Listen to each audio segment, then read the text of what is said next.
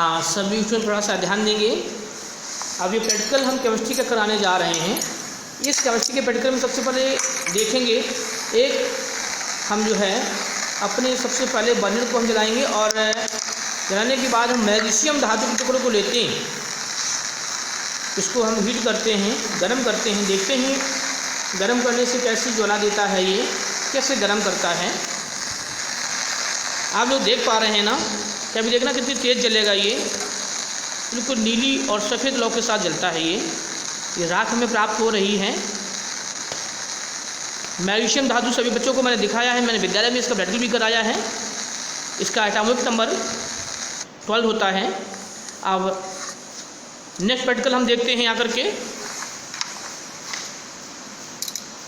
परख नली लेते हैं और इस परख नली में अब हम थोड़ा सा बेकिंग सोडा लेते हैं। बेकिंग सोडा को हम खाने का सोडा भी कहते हैं, जिसका फार्मूला NaHCO3 होता है। इस परख नली में मैंने डाल दिया। डालने के बाद अब हम इस बर्नर को फिर जला रहे हैं। जलाने के बाद अब हम इस बेकिंग सोडा को हम हीट करेंगे।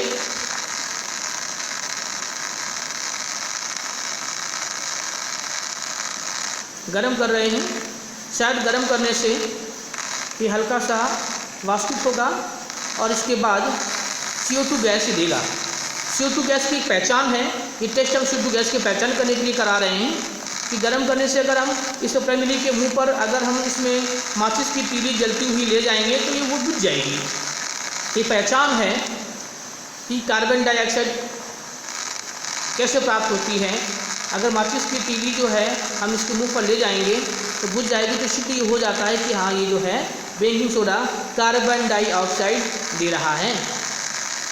देखिएगा, ये देखिएगा, आप सब लोग देख पा रहे हैं ना बच्चे? हाँ, अब इसको हम बंद कर देते हैं। अब नेक्स्ट प्रैक्टिकल हम देखते हैं। हाँ, आयरन टेस्ट का देखते हैं।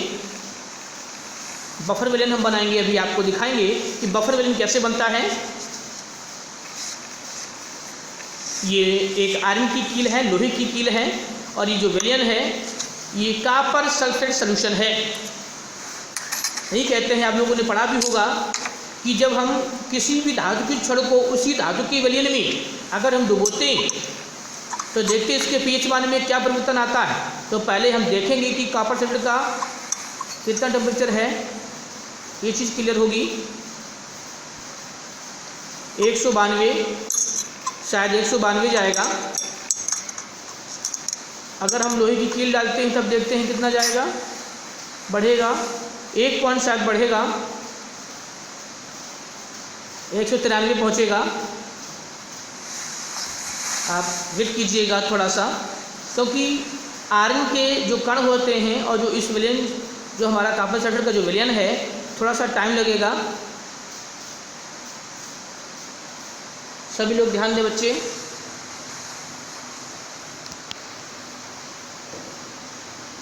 एक 193 होगा अभी, जहाँ तक हमें ज्ञात है। ये टेस्ट हमने कराया है और आप लोगों तक हम पहुँचा रहे हैं।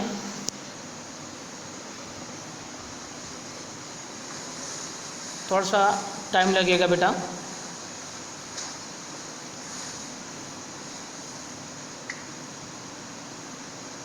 देखिएगा क्या परिवर्तन हो रहा है।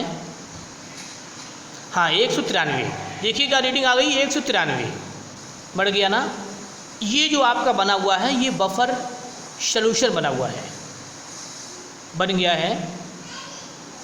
और टेम्परेचर भी क्लियर हो गया है, इसका मतलब बढ़ा हुआ है। अब देखो, पहले हमने कील जो डाली थी और अब क्या है, दोनों में हम बिफोर और आफ्टर दोनों में हम देखेंगे क्या परिवर्तन हुआ है।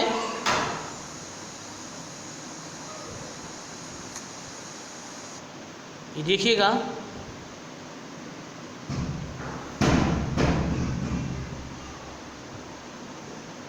आगे देखते हैं। अब तो छोटा सा एक टेस्ट और है। अब हम ले रहे हैं, इसमें हम सबसे पहले डालेंगे पोटेशियम क्लोराइड को डालेंगे। 2-3 बूंद पोटेशियम क्लोराइड, और पोटेशियम क्लोराइड में अब हम डालते हैं सिल्वर नाइट्रेट को डालते हैं। पहले इसकी हम रीडिंग देख लेते हैं कितना है। दोनों का टेम्परेचर हमें मालूम होना चाहिए। इसका बीपी कितना है, 191 या 91 है, ठीक है, यानी कि 19.2, ठीक। अब हम सिल्वर नाइट्रेट को डालते हैं। अब डालने से तुरंत 1 पॉइंट बढ़ जाता है, 20 हो जाता है। इसको हम उल्टी रीडिंग से 200 कहते हैं। सभी लोग समझ पा रहे हैं। अब देखो, ये पोटेशियम क्लोराइड का अवक्षेप प्राप्त होता है, नीचे जो कण प्राप्त होते हैं, और जो ये सॉल्यूशन बना हुआ है, ये सॉल्यूशन हमारा पोटेशियम नाइट्रेट का है, जो दूधिया रंग का होता है। इसको एक हम अलग बीकर में करके देख लेते हैं, शायद वहाँ पर हमें क्लियर नहीं हो पाया है। इसमें हम डाल रहे हैं पोटेशियम क्लोराइड, डाल दिया मैंने। अब हम थोड़ा सा डालेंगे सिल्वर नाइट्रेट। हाँ, ये देखो हम डालने जा रहे हैं सिल्वर नाइट्रेट। ये देखो कलर चेंज हो गया है, वाइट कलर हमें प्राप्त हो रहा है। थोड़ा सा हिलाते हैं तो नीचे अवक्षेप जो नीचे कण रह जाते हैं तली में, ये सिल्वर क्लोराइड है, और जो विलेन बना हुआ है ये पोटेशियम